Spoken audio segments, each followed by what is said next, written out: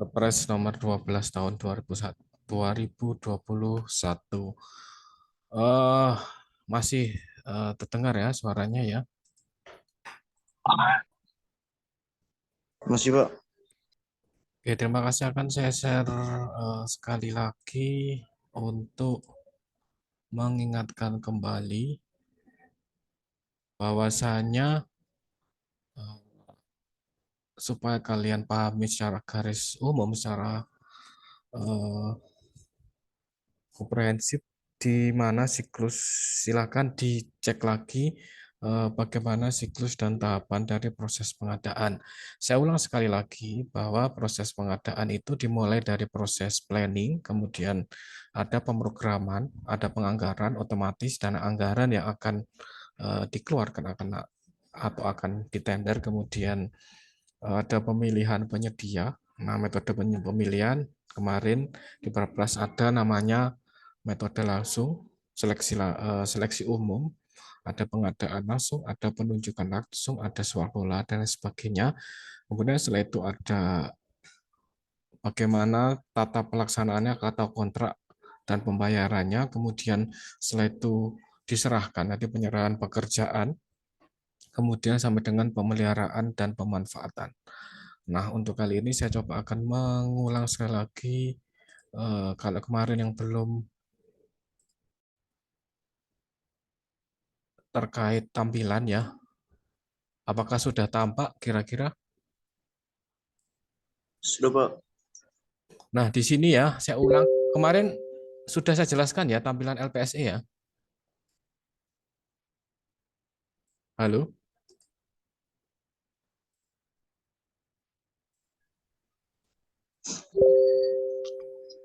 Sudah, Pak. Halo, mohon tanggapannya ya. Kalau suara saya kurang jelas dan belum tampak, tolong bisa bilang kepada saya. Sudah jelas ya suara dan tampilan dari screen share screen saya. Sudah, Pak. Oke, tolong diperhatikan. Nah, di sini saya sudah masuk ke namanya di aplikasinya di SPSE. Nah, kalau kita sudah masuk, ini misalnya kalian sudah punya akunnya. Nah, ini akun saya ya. Berarti di sini status tender yang sudah diikuti. Jadi yang sudah saya ikuti ada banyak sekali di sini. Kita yang lama kita masih menggunakan 4.3. Nah, sekarang ini sudah diupdate ke 4.5. Nah, berarti di sini ada beberapa status tender yang di sebelah kanan itu adalah tendernya sudah selesai. Nah, kalau kita klik di sini, bahwasanya ini adalah tampilan, oke, tampilan di mana tahapan. Nah, tahapan dalam satu kegiatan. Nah, kalau tahapan kemarin kan tadi sudah saya jelaskan di awal, ada tahapan mulai pengumuman prakualifikasi sampai dengan penandatanganan kontrak. Nah, di sini ada beberapa tahapan. Nah, nanti kalau kalian misalnya ikut, di sini ada muncul tahapan mulai dari tanggal mulai sampai dengan ada perubahan. Nah, kalau yang warna biru berarti ada perubahan dari pihak LPSE-nya. Nah, kalau nomor satu ada pengumuman prakualifikasi, berarti yang sudah saya jelaskan. Berarti di sini ini namanya tender secara umum, tender secara umum. Berarti ada pengumuman prakualifikasi. Kemudian yang kedua kita mendownload dokumen kualifikasi. Nah, sudah saya jelaskan di dokumen yang kemarin pertemuan sebelumnya. Di dokumen kualifikasi di sini adalah rule atau peraturan yang harus kalian taati, mulai dari spek tenaga ahli yang akan diikuti, kemudian ada metodenya seperti apa, ada metode penilaiannya seperti apa. Di sini dibaca di download dokumen kualifikasi. Kemudian ada penjelasan dokumen prakualifikasi. Kemudian ada persyaratan. Nah, persyaratan kualifikasi berarti nanti contoh ya di sini kalian harus mengirimkan tanggal 6 sampai 15. Berarti sini adalah waktu yang harus dipenuhi. Berarti kalau di atas 15 Juli berarti kan gugur nanti. Nah, di sini ada ya yang harus dikirim dokumennya. Bagaimana Pak ngirimnya? Ya di LPSC ini ada dokumen kualifikasi yang wajib untuk mengikuti lelang yang harus nanti bisa dinilai dari tim Pokjanya seperti itu. Kemudian setelah kita kirim, maka dievaluasi. Nah, dievaluasi di sini fungsinya mana aja badan usaha baik itu CV atau PT yang memenuhi kualifikasi sesuai di dokumen kualifikasi. Misalnya pekerjaan jasa konsultasi atau pekerjaan misalnya gedung. Nah, misalnya pekerjaan gedung di sini, misalnya jasa konstruksi, kita membutuhkan tenaga ahli sipil. Nah, tenaga ahli sipil ini misalnya butuh 10 tahun. Berarti kita harus memenuhi 10 tahun. Bagaimana kalau di bawah 10 tahun, Pak? Ya bisa, tapi nilainya tidak maksimal. Nanti kalian tidak ketika adanya evaluasi nilainya tidak maksimal dan akibatnya mungkin tidak bisa lolos. Nah, seperti itu ya, paham ya di kelima. Kemudian yang keenam ada pembuktian. Nah, apa betul tenaga ahli yang dipakai itu benar-benar ada buktinya, misalnya SKA-nya, kemudian bisa juga didatangkan orangnya yang mengerjakan kegiatan ini. Ini dibuktikan di tahap keenam atau pembuktian kualifikasi. Kemudian setelah pembuktian kualifikasi ini ada penetapan hasil. Nah, berarti penetapan hasil misalnya ada 10 badan usaha yang ikut, misalnya ada 5, berarti yang lolos adalah 5. Jadi yang 5 nanti kita tentukan satu pemenang. Nah, tapi tahapannya masih banyak seperti itu. Kemudian setelah penetapan diumumkan. Nah, ketika sudah melalui tahap prakualifikasi, maka boleh yang sesuai dengan passing grade, maka bisa melanjutkan. Berarti kalau yang tidak memenuhi, berarti gugur. Kemudian ada masa sanggah. Nah, masa sanggah di sini fungsinya untuk misalnya CV saya atau badan usaha, loh, di sini saya sudah memenuhi. Kenapa kok bisa tidak misalnya tidak memenuhi passing grade? Nah, ini diberikan masa sanggah, kebetulan di sini adalah 20, misalnya tanggal 22 sampai 28 di sini. Kalau ada sanggah atau namanya apa ya? Protes, enggak bukan protes ya, masa sanggah. Kenapa sih bisa tidak memenuhi? Nah, ini diberikan waktu. Kemudian ada dokumen pemilihan. Nah, dokumen pemilihan di sini bisa di-download ketika sudah melewati tahapan 1 sampai ke 9. Ya, paham ya. Nah, di dokumen pemilihan itu nanti ada namanya KAK atau kerangka acuan kerja, yang mana harus dipenuhi oleh penyedia. Kemudian ada pemberi penjelasannya di sini.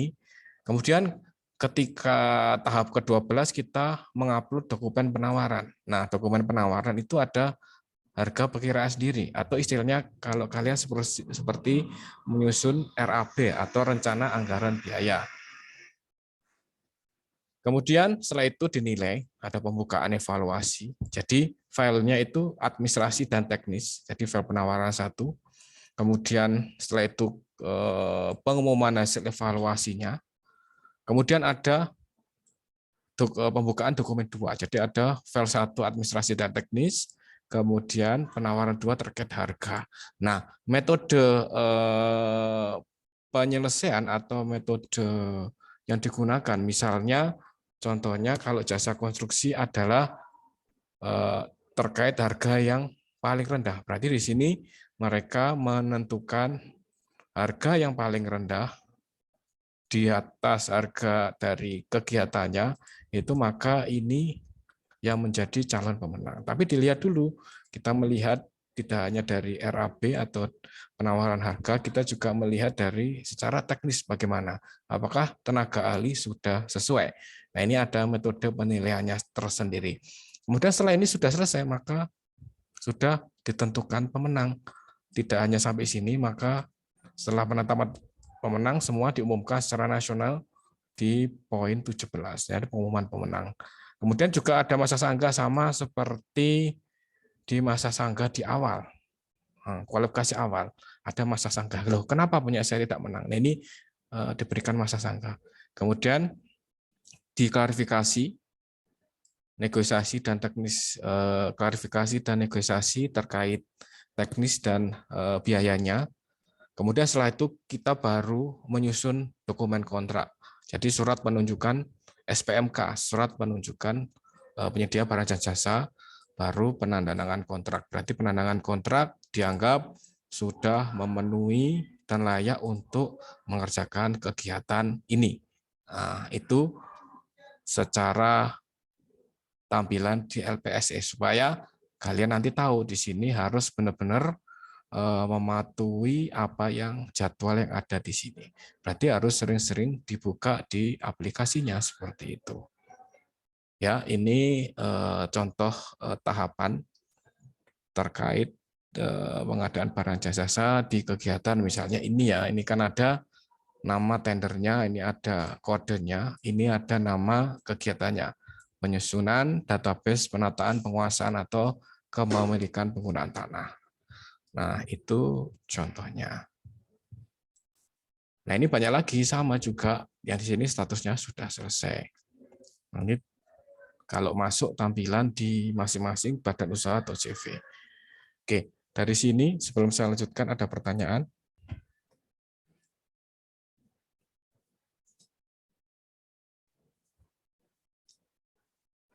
Silakan kalau ada pertanyaan. Halo? Masih hidup semua ya? Masih, Pak.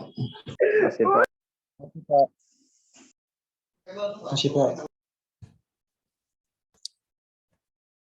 Oke, saya lanjutkan. Di sini saya ulangi lagi. Di sini beranda, jadi ada tender dan no tender.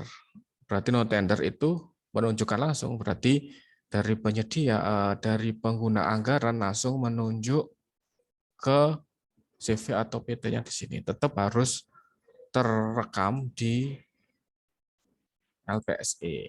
Nah ini berarti tidak melalui tender langsung ya. Berarti kalau non tender tidak ada tahapan yang seperti ini. Seperti itu. Jadi langsung ketemu pemenangnya di sini langsung ya. Tapi tetap aja harus memenuhi kaidah-kaidah yang ada di Perpres nomor 12 tahun 2001. Nah ini kalau non tender tetap harus terrekod di sini. Nah ini banyak paketnya yang sudah diikuti. Itu ya. Kemudian kita beralih ke sebelah kanan. Ada data penyedia. Nah ini data penyedia adalah data CV-nya, mulai dari biodatanya, emailnya, ada nomor pajaknya. Nah, ini harus semua harus sinkron dan dapat dipertanggungjawabkan. Nah, di data penyedia itu ada namanya identitas.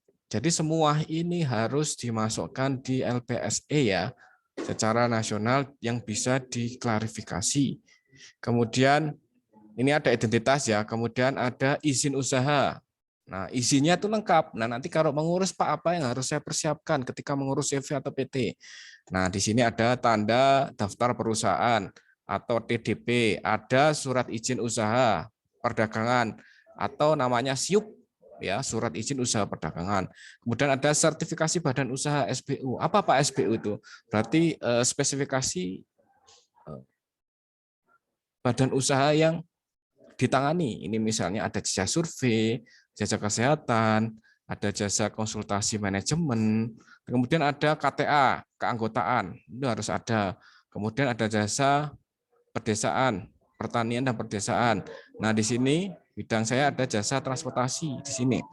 Kemudian ada jasa telematika, jasa kepariwisataan, dan jasa studi penelitian dan bantuan teknik. Ini ada spesifikasi sendiri. Nah, ini di kolom izin usaha. Kemudian akta. Aktenya harus ada. Di akte ada nama notarisnya, terus akta perubahan 1, perubahan 2, ada di sini semua.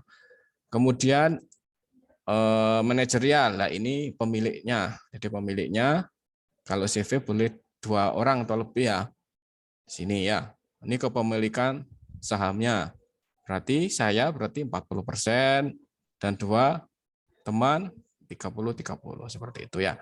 Kemudian terkait di sumber daya manusianya, berarti perusahaan saya berarti mempunyai tenaga ahli. Nah, ini ada data tenaga ahli, mulai dari ahli ilmu pendidikan, kemudian ahli ekonomi pembangunan. Nah, ini harus ada semua di sini. Misalnya ahli ekonomi sosial, ahli transportasi, ahli teknik sipil, ini ada. Nah, semua harus ada di sini, di kolom SDM. Kemudian pengalaman. Kita klik ke pengalaman.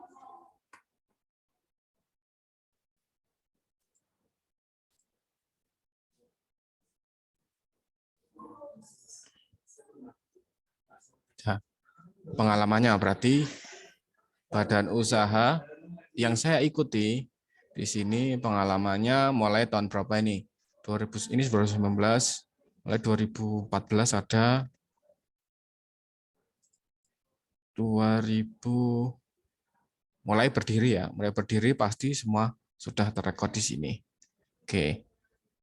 Kemudian peralatan itu peralatan kantor yang ada seperti biasa, ada televisi, printer, LCD dan sebagainya, semua harus ada di sini. Kemudian orang bijak berarti harus taat pajak. Jadi pajak harus sudah terbayarkan semua. Kalau mengikuti tender berarti semua pajak jangan sampai nunggak. Nah, ini terkait ke data penyedia. Kemudian kita ke sebelah kanan ada paket baru ya. Paket baru berarti karena kita akhir tahun berarti belum ada paket mungkin di awal tahun, jadi belum ada paket yang bisa diikuti. Kalau keluar, kalau ada paket pasti ada di sini tampilannya. Kemudian ini inbox-nya seperti biasa ada aksesnya, masuk keluar aksesnya, terrekod di sini semua, loginnya. Kemudian ada form ganti password di sini supaya tidak disalahgunakan. Oke, seperti itu. Ini tampilan di dalam kita sudah masuk ke berandanya salah satu LPC. Itu jadi sama, baik itu misalnya di kota lain ataupun dari luar Jawa itu sama. Seperti itu. Oke, dari sini kira-kira paham ya?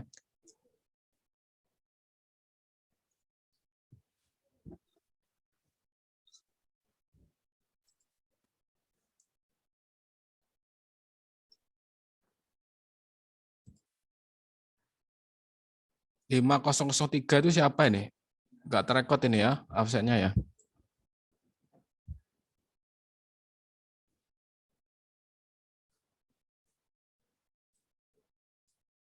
Lufthansa ada pertanyaan?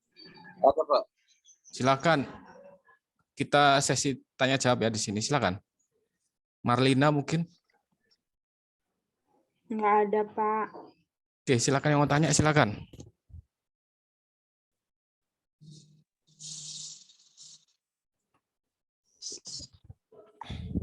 Ayo tanya, nggak bayar kok tanya ya. Silakan.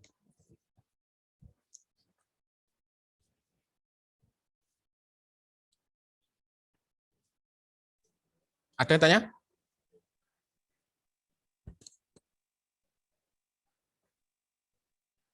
Satu, dua, tiga.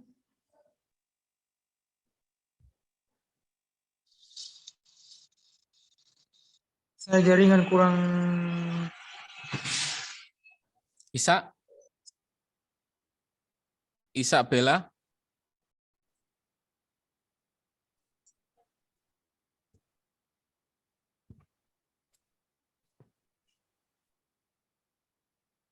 Sudah nggak ada? Saya baru masuk, Pak. Kenapa? Indra?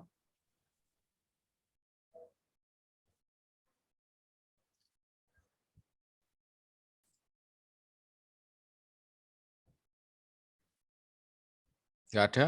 Kalau nggak ada, saya tanya ya. Boleh? Pak, saya mau bertanya, Pak. Oke, Aristo, silakan. Hidupkan ya kameranya, tanya.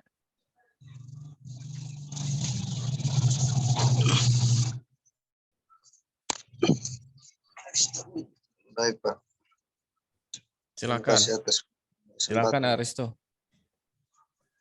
Saya mau bertanya, Pak. Kira-kira kalau misalnya lolos tendernya, kira-kira pengalamannya berapa lama, Pak? Maksudnya gimana? Kalau Sudah misalnya punya CP begitu, Pak. Kalau misalnya dapat sebuah proyek atau itu sebuah proyek, kira-kira pengalamannya berapa lama gitu? maksudnya gimana? Untuk mendapatkan proyek atau seperti apa? Iya, untuk mendapatkan proyek, Pak. Oke, maksudnya misalnya baru bikin CV atau PT gitu. Baru bikin CP, Pak. Oke, kalau Iya, Pak. oke saya jawab ya. Kalau kalian misalnya ingin punya PT atau CV, otomatis kalau di awal kan pasti belum punya pengalaman ya sama kalian ketika setelah lulus dari kuliah. Ya, paham ya.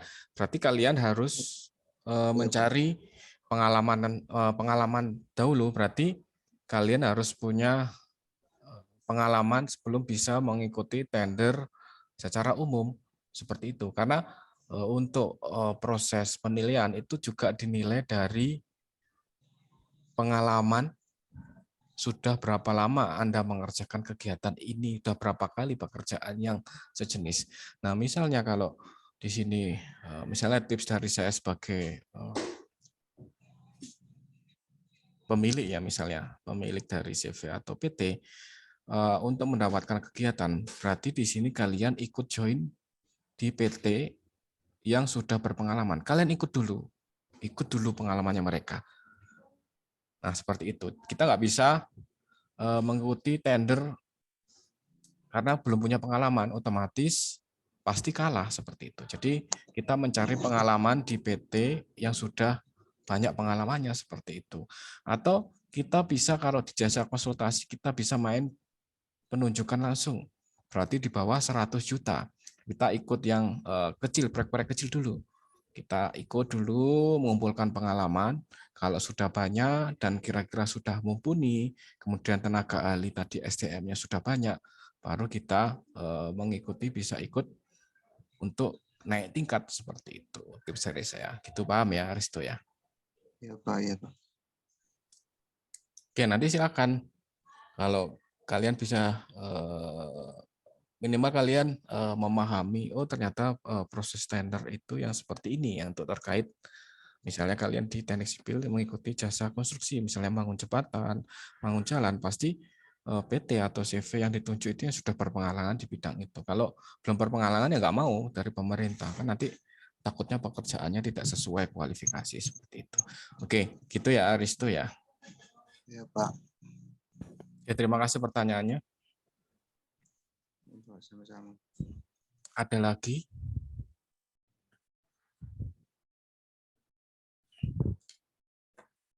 Yang cewek mungkin Melani, silahkan Melani. Nggak ada, Pak. Ketua kelasnya ada nggak ketua kelasnya?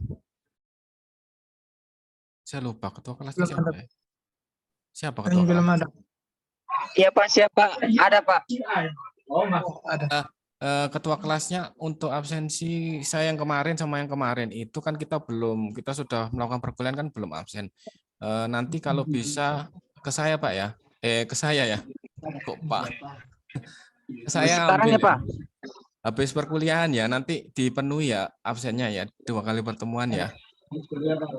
Ya Pak, ini absennya diambil di mana Pak? Di ruangan saya ya.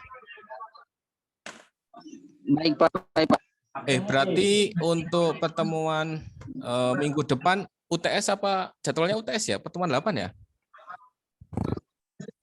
Iya, Pak. Iya Pak Udes.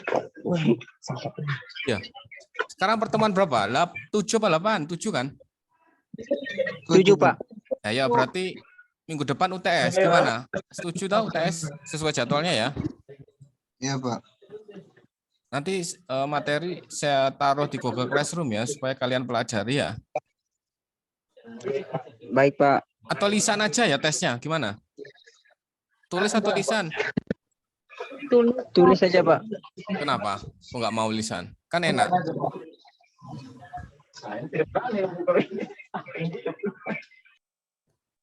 Tertulis saja, Pak.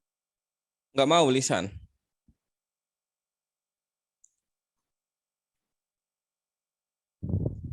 Tulis atau lisan? Tulis ditulis, Pak. Tulis, Pak. Tulis Tulis saja, Pak. saja. Oke, berarti kalau kalian pilih tulis, tolong dipelajari materi yang di Google Classroom ya. Nanti saya share ya. Setelah ini ya. Baik, Pak. Kemudian ketua kelas nanti bisa dibawa ke ruangan saya ngambil absensi untuk ditandatangani teman-teman yang hari ini hadir. Gitu ya. Oke. Sebelum saya tutup, sudah cukup atau ada pertanyaan lagi?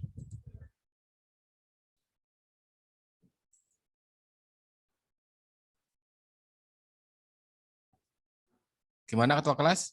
Cukup?